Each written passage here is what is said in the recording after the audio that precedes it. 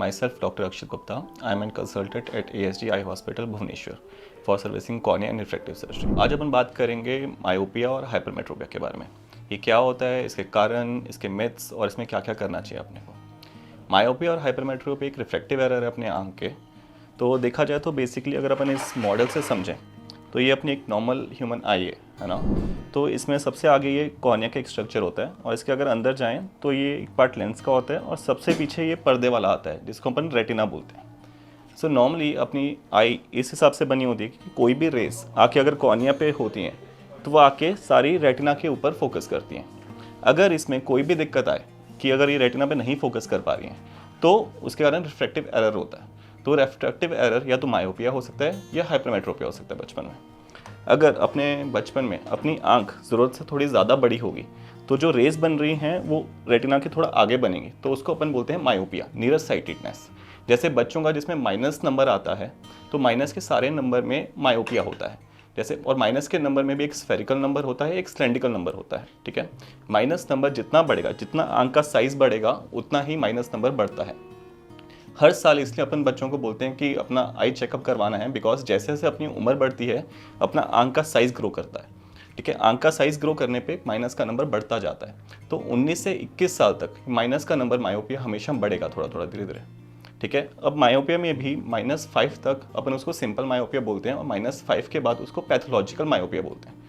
अगर आपका नंबर -5 से ज़्यादा है तो आपको हमेशा एक फंडस एग्जामिनेशन ज़रूर करवाना है। मतलब आंखों में दवाई डाल के आधे घंटे के बाद आपकी जांच होगी। वो क्यों? बिकॉज एक टाइम के बाद अगर अपना आई का साइज़ बहुत ज़्यादा बढ़ जाता है बट अपना रेटिना उतना नहीं बढ़ पाता है तो वो खिंच जाता है।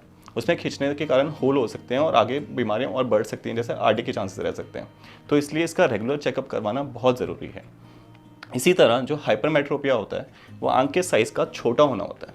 आंख का साइज़ अगर छोटा होगा तो रेस पीछे जाके बनती हैं, तो अपने को प्लस का नंबर आगे चश्मा पहनना पड़ता है ताकि रेस फिर से रेटिना के ऊपर बढ़े और अपन देख पाएँ। ठीक है, जैसे जैसे इसमें हमेशा प्लस का नंबर आता है बच्चों को। जैसे जैसे एज बढ़ता है प्लस का नंबर कभी कभी कम होता है, वो इस कारण बिकॉज आई कई बार अपने नॉर्मलाइज साइज में आने की कोशिश करती है। तो प्लस का नंबर विद एज कई बार कम होता है और माइनस का नंबर विद एज 21 तक बढ़ता है। ठीक है, अब इसमें बहुत सारे मिथ्स है कि होता क्यों है मायोपिया और हाइपरमेट्रोपिया।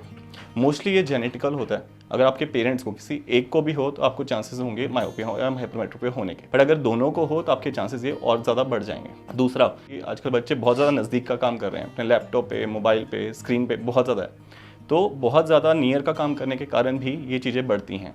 तो बाहर जाके खेलना, बाहर दूर का काम करना बहुत ज़रूरी है आजकल, उससे ये बीमारियाँ कम होती हैं। दूसरा, आजकल ये पेंडेमिक के कारण फैल रहा है तो न्यूट्रिशन, विटामिन ए डेफिशिएंसी, ये वो, इन सब का भी अपने को ध्यान रखना है। तीसरा, एक मिथ होती है, बहुत सारे पेशेंट्स आते हैं कि बोलते हैं कि हम चश्मे एक बार पहनना शुरू करेंगे तो हमें हमेशा चश्मा पहनना पड़ेगा।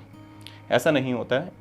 चश्मा आप पहनिए नहीं पहनिए, नंबर आपका बढ़ेगा ही बढ़ेगा, और जब तक आप चश्मा नहीं पहनेंगे तो ये नंबर और ज़्यादा बढ़ने के चांसेस रहते हैं।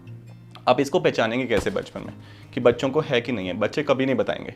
तो पेरेंट्स के लिए और टीचर्स के लिए कि कैसे पहचानना है कि बच्चे को कम दिख रहा है। अगर बच्चा अपनी आई में बहुत ईचिंग कर रहा है और ऐसे आई को स्क्विंट करके देख रहा है अपने छोटा करके, तो उसको दिख कम रहा है। मतलब अगर उसकी एक आई टेढ़ी हो रही है, ठीक है, तो भी आपको आके एक बार चेकअप करवाना है, हो सकता है उस आई में नंबर अलग हो। ठीक है, तो इन सब के कारण अगर बच्चा पीछे से नहीं देख पा रहा है, टीवी बहुत पास आके देखता है, पीछे बोर्ड पे नहीं देख पा रहा है, बेंच में आगे बैठता है कुछ भी पढ़ने के लिए, तो भी उसका चेकअप ज़रूरी है आके एक बार दिखाने के लिए। और ये हर साल रेगुलर चेकअप होना चाहिए। नेट पे हर जगह बहुत ज़्यादा दवाइयाँ हैं कि ये डालो तो आपका चश्मा हट जाएगा, ये करो वो हो जाएगा। एक बार जो नंबर आ जाता है 19-21 साल तक वो नंबर रहेगा। उस कोई भी दवाई से, कोई भी अभी तक ऐसा नहीं है कि किसी भी दवाई से नंबर चला जाएगा। नंबर रुक ज़रूर सकता है उस स्टेज पे, पर वापस रिवर्सिबल नहीं होता है। 21 साल के बाद इसको हटाने के लिए लेसिक या आईसीएल की तरह के ऑपरेशन होते हैं जिससे चश्मा हट जाता है। बट कोई भी दवाई गोली जितनी भी आजकल नेट्स पे और इधर उधर चल रही है, ये सब मिथ है, किसी से भी चश्मा नहीं हटेगा आपका। ठीक है, इस सबसे उल्टा और चीज़ें खराबी होती हैं। इसमें स्टेरॉइड्स होते हैं, इसमें इधर उधर की चीज़ें होती हैं जो आंखों को और ख़राब करती हैं, ना कि फ़ायदा देती हैं। तो हमेशा एक प्रॉपर कंसल्टेशन बहुत ज़रूरी है इन सब चीज़ों के लिए। चश्मा एक बीमारी नहीं है, सबसे बड़ी बात। चश्मा एक डिसऑर्डर है, ये डिजीज़ नहीं है, है ना। ये अपने शरीर का एक पार्ट का रूटीन है जिसमें अपने को उसके कारण चश्मा पहनना पड़ता है। तो इससे डरना नहीं है ना। इससे ऐसा नहीं करना है कि हो चश्मा लगा, किसी का ऐसा कुछ नहीं होता। चश्मा सबके लगता है, ये कोई बीमारी नहीं है, ये एक उसका ही सुविधा है। ठीक है, तो आके इसका चेकअप कराइए, है ना। हर बच्चे को आके हर एक साल में आके चेकअप कराइए, और इसका इलाज बहुत ही आसान है, सिर्फ एक चश्मा पहनना है, ठीक है। इसके अलावा कुछ भी नहीं करना है, ठीक है। 21 साल के बाद आप इसको हटा सकते हैं लेसिक ICL के द्वारा।